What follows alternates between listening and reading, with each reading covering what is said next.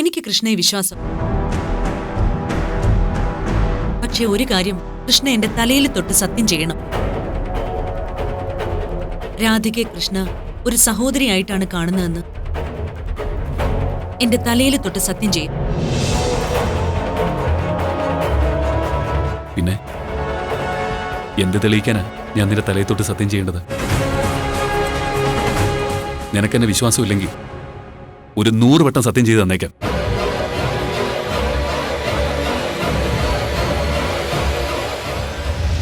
വേണ്ട വേണ്ട കൃഷ്ണ, എനിക്ക് കൃഷ്ണയെ വിശ്വാസം. സോറി. അമ്മേ, അമ്മയ്ക്ക് വിശക്കുന്നില്ലേ? മോക്ക് വിശക്കുന്നുണ്ടോ? വിശക്കുന്നുണ്ട് അമ്മേ. ദേ, അവിടെ തൽക്കാലം ചെന്ന് എന്തെങ്കിലും ഉണ്ടാക്കിയാലോ? രാധികെ, രാധിക ഇത്ര ദുഷ്ടയാണെന്ന് ഞാൻ വിചാരിച്ചില്ല. ഞാൻ എന്ത് തെറ്റാ ചെയ്തേ? സ്വന്തം കുഞ്ഞു വിശക്കുന്നുവെന്ന് ഇത്രയും പ്രാവശ്യം പറഞ്ഞിട്ടും കല്ലിന് കാറ്റ് പിടിച്ചതുപോലെ ഇരിക്കുകയാണോ വേണ്ടത്? ഒരു ചായയല്ലേ മണിക്കുട്ടി ചോദിച്ചുള്ളൂ, അതുണ്ടാക്കി കൊടുത്തൂടെ? നിങ്ങൾ രണ്ടുപേരോട് ഇവിടെ താമസിച്ചോളാൻ ഞാൻ പറഞ്ഞതല്ലേ? ഈ വീട്ടില് നിങ്ങൾക്ക് ആവശ്യമുള്ള സൗകര്യങ്ങളെല്ലാം ഉപയോഗിച്ചോളാൻ കൂടിയുള്ള അർത്ഥം അതിനുണ്ട്.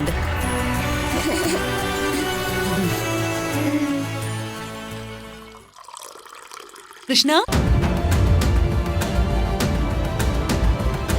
ഒന്ന് വരുമോ?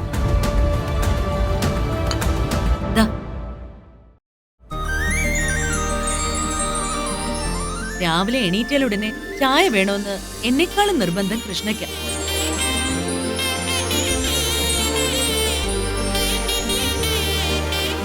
കടുപ്പ് ഇത്തിരി കൂടി വേണമായിരിക്കും. കൃഷ്ണയ്ക്ക് സ്ട്രോങ് ചായ ഇഷ്ടമെന്ന് രാധികയ്ക്ക് എങ്ങനെ അറിയാം? കൃഷ്ണ സംസാരിച്ചിരുന്നോ രാധികയോട്? ഇല്ല. പിന്നെങ്ങനെയാ കടുപ്പം വേണമെന്ന് രാധികയ്ക്ക് മനസ്സിലായത്? അല്ല, മണിക്കുട്ടിയുടെ കടുപ്പത്തിനാ ഞാൻ എടുത്തേ. അത് പോരായിരിക്കുമല്ലോ. ഓ അങ്ങനെ. തൽക്കാലം ഇത് മതി, ചായ കുടിക്ക.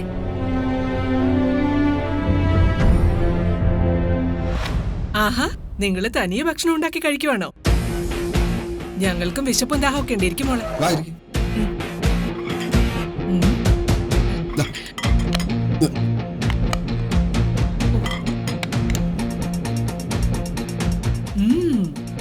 ആഹാ, നല്ല പൂ പോലുള്ള ഇഡലി. ഓ, സമാധാനമായി. എന്തായാലും നീരജേ, പറയാതിരിക്കാൻ വയ്യ. നിന്റെ കൈപുണ്യം ഉഗ്രൻ.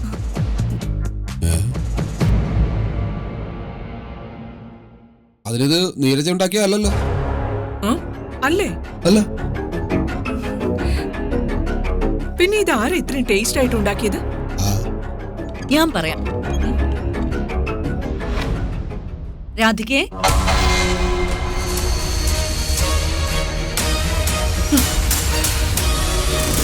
രാധികയും മോളും അവർക്ക് ആവശ്യമുണ്ടെന്ന് തോന്നുമ്പോഴൊക്കെ ഈ അടുക്കളയിൽ ഭക്ഷണം ഉണ്ടാക്കും. നല്ല മനസ്സ് തോന്നി അവര് തരുന്നത് സൗകര്യമുള്ളവർക്ക് കഴിക്കാം, ഇല്ലെങ്കിൽ വേണ്ടാന്ന് വെക്കാം.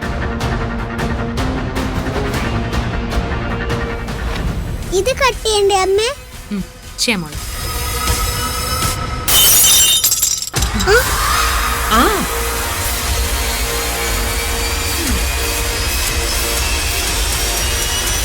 രാധികേ, എടി രാധികേ,